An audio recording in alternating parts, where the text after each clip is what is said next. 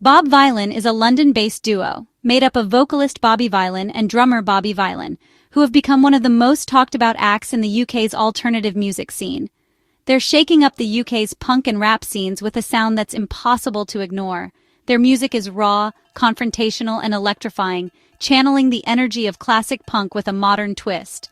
Bob Vylan fuses punk rock's aggression with Grime's lyrical fire, creating a sound that's both urgent and deeply personal.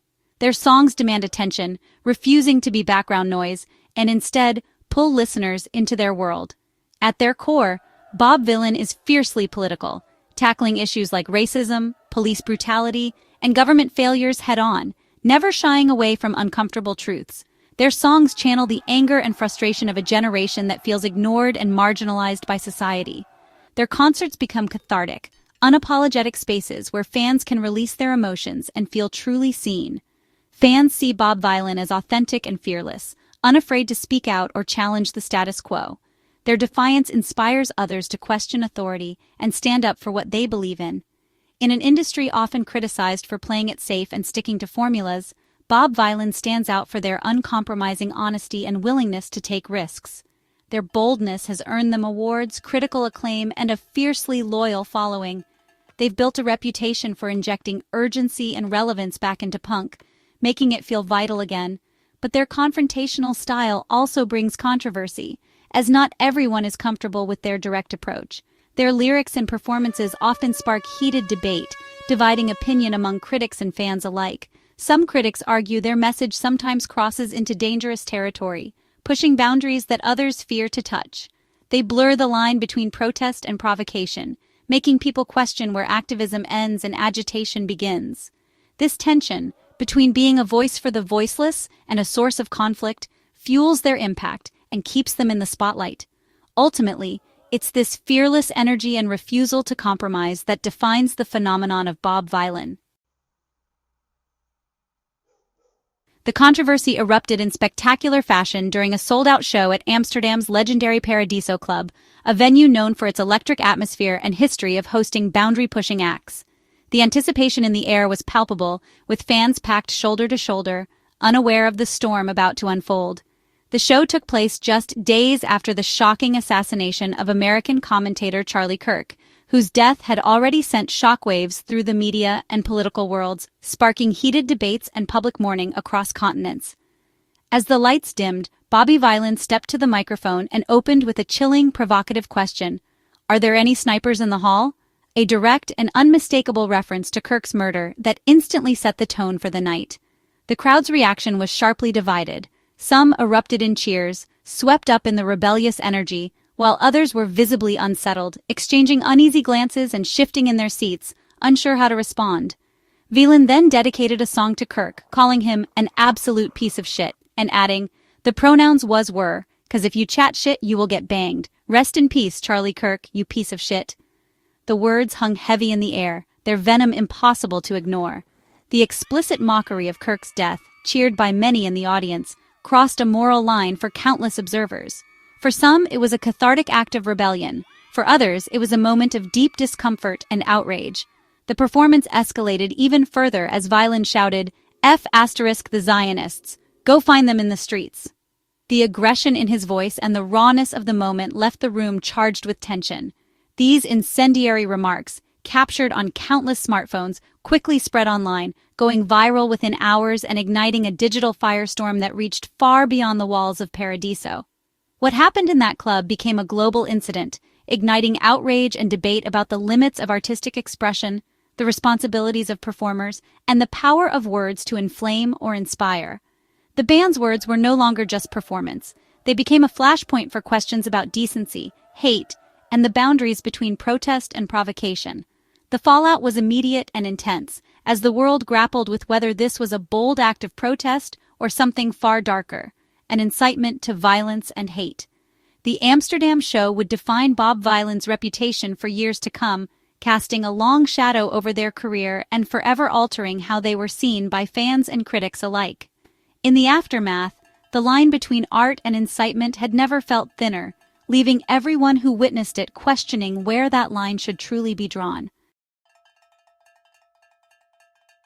To grasp the impact of Bob Vylan's comments, you need to know who Charlie Kirk was. Kirk, at 31, was a major conservative voice in the U.S., founder of Turning Point USA, and a close Trump ally.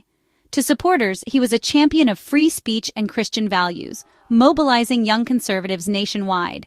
His critics saw him as a divisive figure, accused of spreading intolerance and fueling campus hostility. Kirk's rhetoric on race, immigration, and LGBTQ+ rights made him a lightning rod in America's culture wars. For some, he was a hero. For others, a symbol of everything wrong with modern politics. When Bobby Vylan mocked his death, it wasn't just about one man. It was about a deeply polarized society. For fans in the crowd, Kirk represented an ideology they despised. For millions, he was a husband, father, and silenced leader. The celebration of his death exposed the raw, painful divide at the heart of the controversy.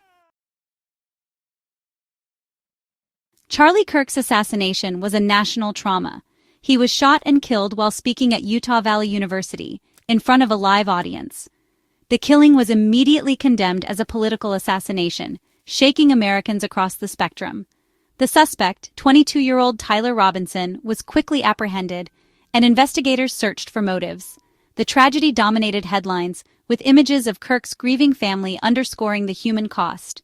For supporters, the mockery of his death by Bob Vylan was especially painful.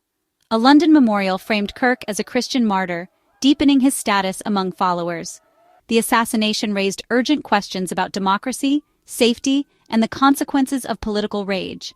Into this atmosphere of grief, Bob Vylan's comments landed like a grenade. For many, their words weren't protest. They were cruelty in the wake of tragedy. Videos of the Amsterdam concert exploded across the internet, quickly going viral and igniting a tidal wave of condemnation from all corners of the globe. Clips were shared and reshared, each one fueling the growing outrage. Social media platforms erupted as users from every background called the remarks not just disgraceful, but deeply inhumane. Hashtags trended worldwide, and comment sections filled with heated debates and emotional reactions. Many were horrified that a crowd could cheer the mockery of a violent death, questioning how such a moment could be celebrated in public. Journalists and public figures quickly joined the conversation, arguing that Bob Vylan's actions weren't brave or rebellious, but needlessly cruel and insensitive.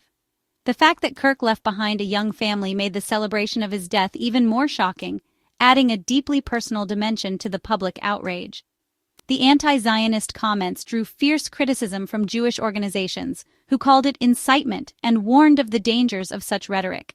The band's history of inflammatory statements, including a notorious "Death to the IDF" chant at Glastonbury, resurfaced and was dissected in the media.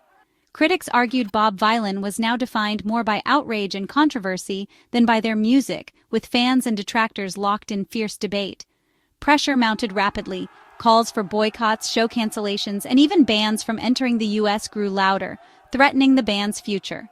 The incident was no longer just a punk controversy. It had become a global scandal, dominating headlines and news cycles around the world. The band couldn't ignore the backlash. With the world watching, every move was scrutinized and every word analyzed. In the end, the court of public opinion had delivered its verdict: swift, unforgiving, and impossible to escape. All eyes turned to Paradiso, the venue at the center of the storm.